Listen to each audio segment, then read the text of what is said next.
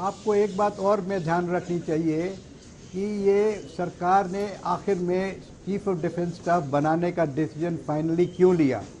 ये बातचीत तो बहुत सालों से चल रही थी, आपको भी पता है, लेकिन जब उन्होंने देखा कि general Rawat chief of army staff ने जिस तरह से डोकलाम में सरकार का साथ दिया, chief of army staff general Rawat ने बाद में सीडीएस बन के ईस्टर्न लद्दाख में किस तरह लॉजिस्टिक्स को सपोर्ट कराया आर्मी नेवी एयरफोर्स को मिला के, तो ये साबित कर दिया कि सरकार ने एक करेक्ट व्यक्ति को चुना है सीडीएस बनने के लिए, और सीडीएस की ज़रूरत है।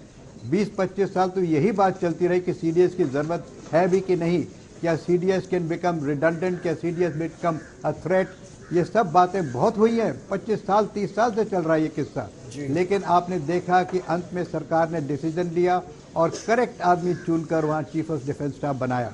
जैसे सहाय साहब कह रहे थे अभी, उन्होंने एक पाथ रास्ता दिखा दिया है, कि चीफ ऑफ स्टाफ को किस रास्ते पे चलना है। उन्होंने उसकी बुनियाद डाल दी है, उसकी फाउंडेशन पड़ चुकी है।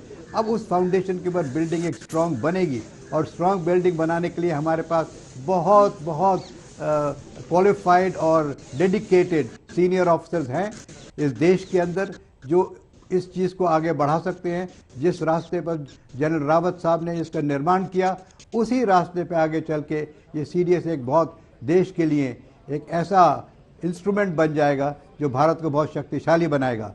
और आज के बाद जब भी कभी कोई ऐसी लड़ाई की ज़रूरत पड़ी कि फ़ौजों को और सरकार को किसी से लड़ना पड़ा, चाहे ईस्टर्न दुश्मन हो, चाहे वेस्टर्न, चाहे नॉर्दर्न, कहीं का भी दुश्मन हो, तो मुझे लगता है कि जो रास्ते पे ये चल रहे थे, जो रास्ता इन्होंने बना दिया है, जो सीमेंट हो गया है, उस पर देश अब चलेगा। और कोई रास्ता है नहीं, एक ही यही रास्ता है, और ये रास्ता आखिर में जाके देश को एक गौरवशील देश बनाएगा। मैं तो कहता हूँ कि it is been a great blessing for us the nation today कि such a person led the foundation of the Chief of Defence Staff's office and the position, so that now we can build on it, and we will build on it a great strong इमारत। चिता पर लकड़ियां अब रखी जा रही हैं, जिसके बाद अब मुखाग्नि दी जाएगी।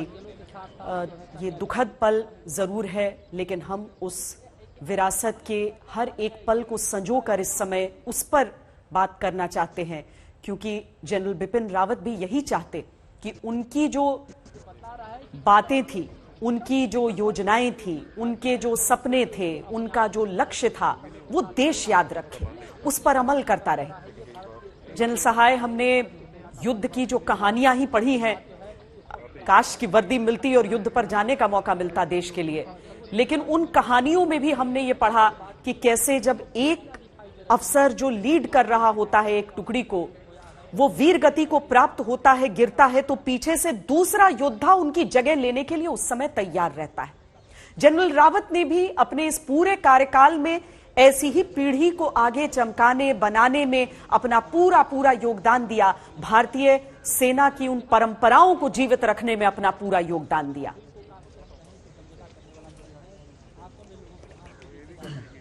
लीडर जो है अपने लोगों के कंधे पे रहता है, और जो उसके लोग हैं वो उसके सर पे रहते हैं।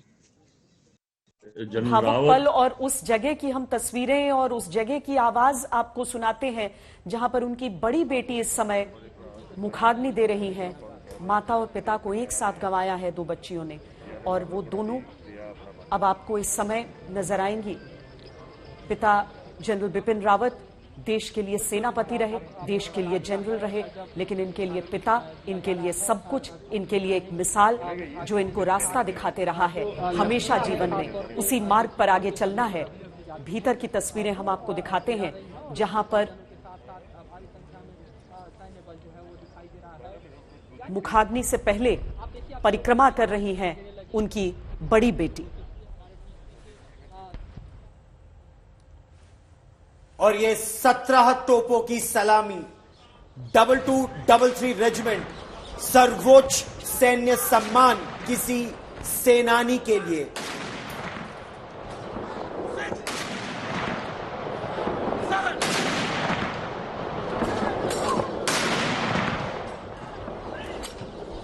दोनों बिटियाएं कृतिका और तारिणी मुखाग्नि दे रही हैं अपने वीर पिता और माता जनरल बिपिन रावत और श्रीमती मधुलिका रावत को।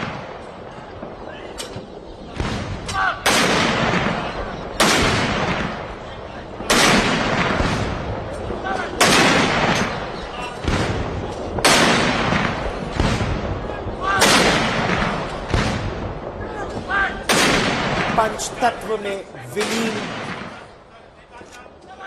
परम वीर योद्धा जनरल बिपिन रावत। एक योद्धा का दुनिया से जाना शौर्य का भी उतना ही बड़ा पल होता है जितना कि शोक का।